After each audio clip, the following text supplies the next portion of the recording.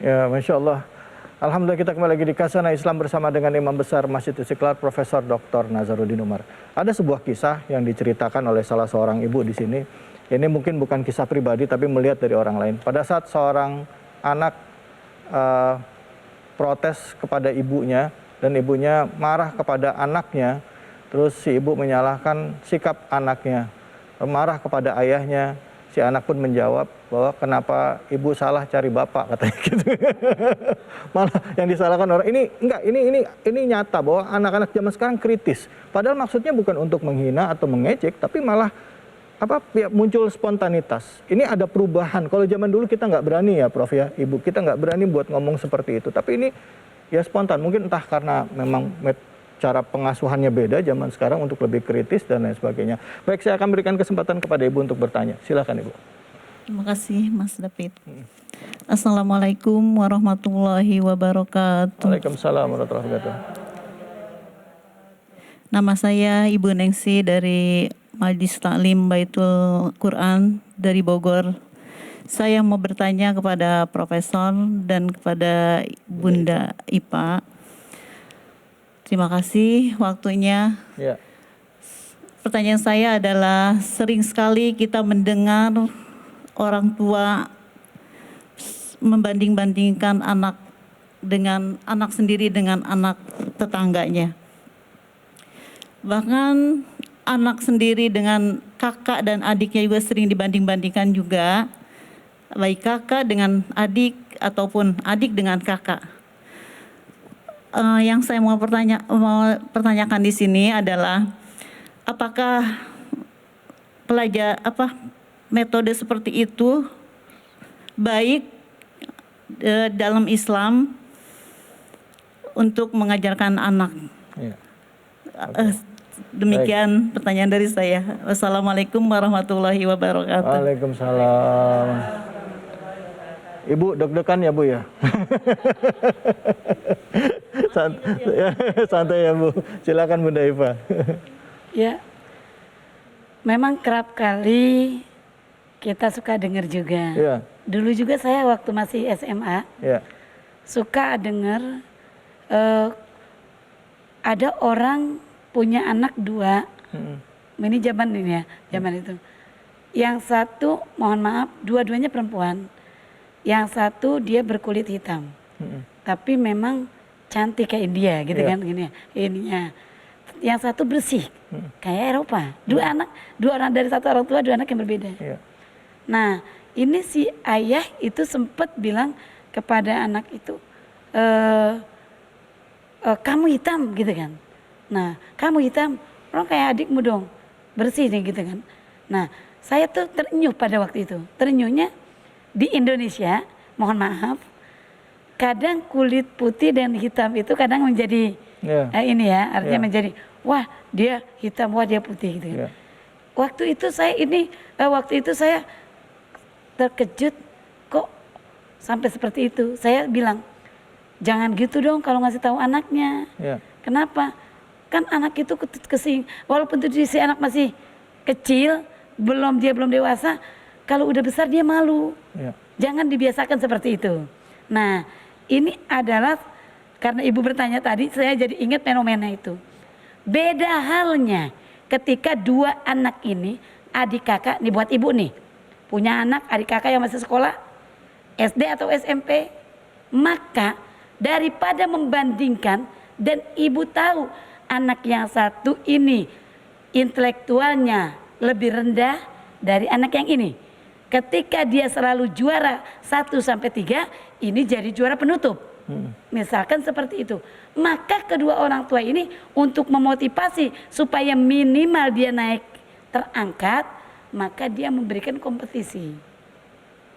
Atau setidaknya boleh ketika rankingnya selalu pengunci, ranking terakhir atau sedikit lagi terakhir. Nah, jika kamu tahun ini dapat ranking 10 besar deh, mama, ibu, ayah akan berikan kamu ini. Nah, ini untuk motivasi ya. Untuk motivasinya caranya seperti itu gitu ya. Kasih reward gitu ya. Kasih reward dan punishment. Oke. Nah, dua anak ini hampir berimbang. Coba ayo, siapa di antara kalian yang tahun ini hafat Qur'annya 3 juz? Hafid Quran dalam satu tahun ini setengah. Siapa yang duluan? Mama, ayah, abi, papa akan kasih hadiah. Yuk kita umroh. Mohon maaf, seperti anak saya. Nah, saya contohkan anak saya karena masih kecil. Mama, aku kapan sih diajakin umrohnya? Kalau udah hafal Quran, mama ajakin umroh. Masya Allah. Sekarang 5 tahun, selalu bilangnya, Uma mau ikut mama umroh enggak? Kalau aku udah hafal Quran. Masya Allah. Artinya itu reward kan? Ya, ya. Itu reward. Nah terus itu berlaku. Jadi itu bisa kita jalankan. Kenapa? Rasulullah juga melakukan itu kepada anak-anak para paman-pamannya. Rasul suka main dengan anak-anak kecil, yaitu anak-anak pamannya. Ali juga kan pada masa itu masih kecil. Nah beliau suka dan suka memberikan hadiah, Kepada. reward dan punishment kepada mereka. Oke. Itu adalah pendidikan yang diajarkan oleh Rasulullah. Ya, Nah sekali lagi buat orang tua kepada anak, kalau dia ingin membandingkan anak, polanya jangan pola sinis, tetapi mau'izah hasanah. Masya Allah. Tetapi berikan kompetisi yang baik. Sehingga ketika kita berharap anak kita menjadi qurra'ain, betul kata Allah, al-malu wal banun zinatul hayati dunia. Kalau ingin anak-anak kita menjadi perhiasan dunia, bahagia dunia akhirat, dalam kondisi zaman seperti ini, ya kitanya memang betul tadi harus bisa mengikuti kepintarannya, harus bisa mendampinginya, harus hadir bersamanya. Ini yang tentunya bagi orang tua yang jika anak-anaknya dari kecil kepengen menjadi anak yang baik. Setelah itu baru pindah ke pondok, insya Allah anak-anak kita lah di masa depan yang akan menjadi pemimpin negeri, agama, nusa dan bangsa. Amin. Jika orang tuanya seperti itu. Mungkin kurang lebih itu. Alhamdulillah, makasih banyak Bunda Eva. Ibu terjawab ya Bu ya. Waduh, jangan dibanding-bandingin anak yang satu dengan yang lain ya. Setiap anak punya kelebihan dan kekurangan masing-masing. Baik Prof, kira-kira apa yang bisa kita simpulkan dengan tema kita kali ini? Iya, dari uraian tadi ya, pertanyaan juga yang muncul. Semakin yakin kita dari teori ilmu mendidik bahwa murid itu tidak pernah salah. Murid tidak pernah salah. Anak juga tidak pernah salah. Yang salah itu gurunya, yang salah itu orang tuanya. Kalau mengintip hadis Nabi, kullu mauludin yujadu alal fitrah, fa abawahu ayyuhawidanihi, ayyun majisanihi, ayyun nasuranihi. Jadi anak-anak itu lahir dalam keadaan fitrah, bersih, suci, bersih. Kedua orang tuanya itulah nanti mencetaknya menjadi anak apa. Ya, jadi kalau kita kembali lagi ya bahwa kita sebagai orang tua memang jangan menjadi orang tua yang tidak profesional, harus menjadi ibu yang profesional. Maka itu juga sekaligus menghimbau bahwa harus ada kepemihakan bagaimana mendidik ibu-ibu muda ini, bapak-bapak muda ini ya. Kalau di Amerika ya, saya masih ingat itu karena kami dulu membesarkan anak di Amerika ya. Istri mengandung ya. Itu ada perpustakaan public library itu mengirimkan buku, tahu siapa yang mengandung, dikirimin buku gratis, nggak dibayar tuh, nggak ada ongkosnya. Begitu lahir, dikasih ini buku cocok untuk ibu-ibu, bagaimana merawat anak kecil, bagaimana mendidiknya. Kira-kira umur-umur balita ya 3 tahun, 4 tahun, ganti lagi bukunya, ini buku untuk bagus. Jadi ibu-ibu itu menjadi melek ya, paham, ya. Udah punya pengetahuan. Kita kan jadi hanya pintar melahirkan anak biologis tapi tidak mampu melahirkan anak intelektual, anak spiritual ya kan.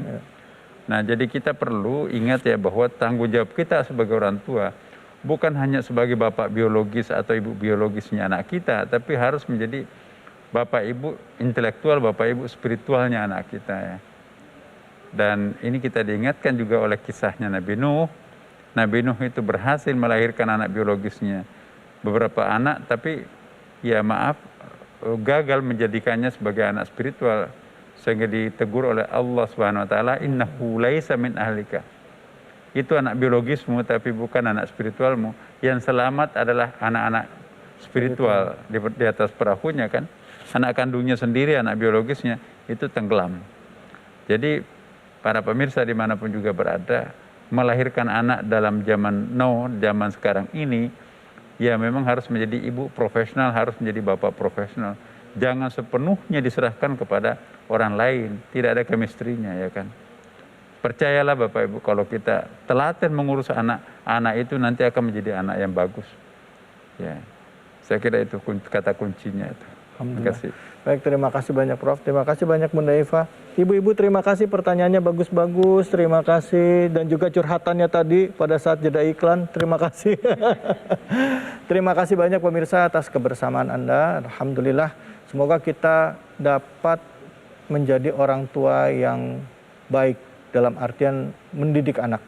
Dan tentunya hasil akhirnya adalah kembali lagi dari kemampuan masing-masing anak. Tidak kita paksakan, tapi kita memohon tuntunan pada Allah agar kita dimudahkan, dimampukan untuk mendidik anak-anak. Setiap anak punya kelebihan dan kekurangan satu sama lain, kata Profesor tadi. Dan ayo kita gali lagi potensi anak kita, mana yang bisa kita dukung mereka, bukan kita jatuhkan mentalnya. Saya David Halik undur diri, mohon maaf jika ada kesalahan dan khilafan. Terima kasih sekali lagi Profesor, Bunda Iva. Wabillahi taufiq wal hidayah. Assalamualaikum warahmatullahi wabarakatuh. Waalaikumsalam. Wassalamualaikum. Ibu terima kasih. Kalau ngobrolin anak,